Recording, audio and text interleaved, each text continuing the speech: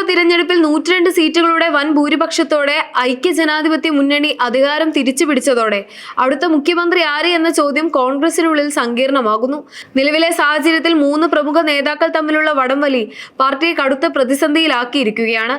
കേരളത്തിലെ പുതിയ മുഖ്യമന്ത്രിയെ നിശ്ചയിക്കുന്നതിനുള്ള നടപടികൾ കോൺഗ്രസ് ഹൈക്കമാൻഡ് ഊർജിതമാക്കിയിരിക്കുകയാണ്. മുഖ്യമന്ത്രിയെ തിരഞ്ഞെടുക്കുന്ന കാര്യത്തിൽ അന്തിമ തീരുമാനം രാഹുൽ ഗാന്ധിയുടേതാകുമെന്ന് AICC വൃത്തങ്ങൾ സൂചിപ്പിക്കുന്നു. MLA-മാരുടെ ഭൂരിപക്ഷ അഭിപ്രായത്തിന് പുറമെ പാർട്ടിയിലെ പൊതുവികാരവും ഘടകകക്ഷികളുടെ നിലപാടും ഹൈക്കമാൻഡ് ഗൗരവകരമായി പരിഗണിക്കുന്നുണ്ട്. ഇതിന്റെ ഭാഗമായി മല്ലികാർജുൻ ഖാർഗെയുടെ അധ്യക്ഷതയിൽ ചേരുന്ന നിർണായക യോഗത്തിന് ശേഷം AICC നിരീക്ഷകർ ഉടൻ കേരളത്തിലെത്തും. ഇവർ ഓരോ MLA-മാരുമായും വ്യക്തിപരമായി സംസാരിച്ച് തയ്യാറാക്കുന്ന റിപ്പോർട്ട് ഹൈക്കമാൻഡിന് സമർപ്പിക്കും. മുഖ്യമന്ത്രിയെ ഉടൻ പ്രഖ്യാപിക്കുമെന്നും എല്ലാവരെയും വിശ്വാസത്തിൽ എടുത്തുകൊണ്ടുള്ള ഒരു തീരുമാനമായിരിക്കും ഉണ്ടാകുകയെന്നും AICC general secretary Jairam Ramesh വ്യക്തമാക്കിയിട്ടുണ്ട്. കേരളത്തിന്റെ മുഖ്യമന്ത്രി സ്ഥാനത്തിനായി കോൺഗ്രസിനുള്ളിൽ 3 പ്രമുഖ നേതാക്കൾ തമ്മിലുള്ള ശക്തമായ മത്സരമാണ് നിലവിൽ നടക്കുന്നത്. സംഘടനാ ജനറൽ സെക്രട്ടറി KC വേണുഗോപാലിന് രാഹുൽ ഗാന്ധിയുമായുള്ള അടുത്ത ബന്ധവും കേന്ദ്ര നേതൃത്വത്തിന്റെ പൂർണ്ണ പിന്തുണയുമുണ്ട്. എന്നാൽ MP-മാർ സംസ്ഥാന രാഷ്ട്രീയത്തിലേക്ക് വരേണ്ടതില്ലെന്ന പാർട്ടിയുടെ നേരത്തെയുള്ള നയം അദ്ദേഹത്തിന് ഒരു വെല്ലുവിളിയാകാം. അതേസമയം പ്രതിപക്ഷ നേതാവ് എന്ന നിലയിലുള്ള മികച്ച പ്രകടനവും മുസ്ലിം ലീഗ് ഉൾപ്പെടെയുള്ള ഘടകകക്ഷികളുടെ പിന്തുണയും VD സതീശന് അനുകൂല ഘടകങ്ങളാണ്.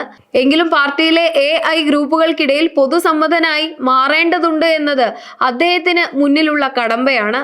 സീനിയോറിറ്റിയും മുൻപത്തെ അനുഭവ സമ്പത്തും പാർട്ടിക്കുള്ളിലെ ശക്തമായ വേരുകളും രമേശ് ചെന്നിത്തലയെ പരിഗണിക്കാൻ കാരണമാകുന്നുണ്ടെങ്കിലും പുതുമുഖങ്ങൾക്ക് അവസരം നൽകണമെന്ന വാദം അദ്ദേഹത്തിന് തിരിച്ചടിയായേക്കാം. പാർട്ടിക്കുള്ളിൽ സ്വാധീനമുള്ള ഈ 3 നേതാക്കളിൽ ആര് തിരഞ്ഞെടുക്കപ്പെടും എന്നത് ഹൈക്കമാൻഡിന് വലിയൊരു വെല്ലുവിളിയാണ്. AICC സംഘടനാ ജനറൽ സെക്രട്ടറി KC വേണുഗോപാലിനെ കേരളത്തിന്റെ മുഖ്യമന്ത്രി സ്ഥാനത്തേക്ക് കൊണ്ടുവരുന്ന കാര്യത്തിൽ രാഹുൽ ഗാന്ധിക്ക് വലിയ താല്പര്യമുണ്ടെന്നാണ് രാഷ്ട്രീയ വൃത്തങ്ങളിൽ നിന്നുള്ള സൂചനകൾ.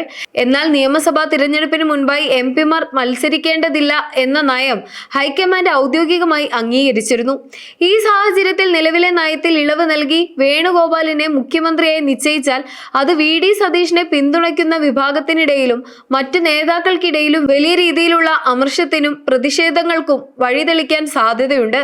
UDF-ലെ രണ്ടാമത്തെ വലിയ കക്ഷിയായ മുസ്ലിം ലീഗ് VD സതീശൻ മുഖ്യമന്ത്രിയാകുന്നതിനോടാണ് കൂടുതൽ താല്പര്യം. എന്നാൽ നിയമസഭാ തിരഞ്ഞെടുപ്പിൽ കോൺഗ്രസിന് ഒറ്റയ്ക്ക് 63 സീറ്റുകൾ ലഭിച്ച സാഹചര്യത്തിൽ ഘടകകക്ഷികളുടെ സമ്മർദ്ദത്തിന് വഴങ്ങാതെ സ്വതന്ത്രമായ തീരുമാനമെടുക്കാനുള്ള രാഷ്ട്രീയ കരുത്ത് ഇത്തവണ പാർട്ടിക്കുണ്ട്. എങ്കിലും വരാനിരിക്കുന്ന ഭരണത്തിന്റെ സുഗമമായ പോക്കിനും മുന്നണിയിലെ ഐക്യത്തിനും മുസ്ലിം ലീഗിനെ പിണക്കാതെ ഒരു സമവായ തീരുമാനത്തിലെത്താനായിരിക്കും ഹൈക്കമാൻഡ് പരമാവധി ശ്രമിക്കുക. കേരളത്തിന്റെ രാഷ്ട്രീയ ഭാവി നിർണ്ണയിക്കുന്നതിൽ വരും ദിവസങ്ങൾ അതീവ നിർണായകമാണ്. പുതിയ മുഖ്യമന്ത്രിയെ തിരഞ്ഞെടുക്കുന്നതിനായി AICC നിരീക്ഷകർ കേരളത്തിലെത്തി നിയുക്ത MLA-മാരുടെ ഔദ്യോഗിക യോഗം വിളിക്കുമെന്നാണ് നിലവിൽ കരുതപ്പെടുന്നത്. മുഖ്യമന്ത്രി സ്ഥാനത്തെ ചൊല്ലിയുള്ള തർക്കങ്ങൾ തെരുവിലേക്ക് പടരാതിരിക്കാനും പാർട്ടിക്ക് അവമതിപ്പുണ്ടാകാതിരിക്കാനും രാഹുൽ ഗാന്ധി തന്നെ നേരിട്ട് ഇടപെട്ട് പരിഹാരം കാണണമെന്ന ആവശ്യം പാർട്ടിയിലെ ഒരു വിഭാഗം നേതാക്കൾ ശക്തമായി ഉന്നയിക്കുന്നുണ്ട്. ഗ്രൂപ്പ് പോരുകളും നേതാക്കൾക്കിടയിലെ വടംവലികളും പാർട്ടിക്കുള്ളിൽ വലിയ പൊട്ടിത്തെറികൾക്ക് കാരണമാകാതെ ഒരു പൊതുസമ്മതനായ നേതാവിനെ കണ്ടെത്തുക എന്നതാണ് ഹൈക്കമാൻഡിന് മുന്നിലുള്ള വലിയ വെല്ലുവിളിയെന്ന് രാഷ്ട്രീയ നിരീക്ഷകർ വിലയിരുത്തുന്നു.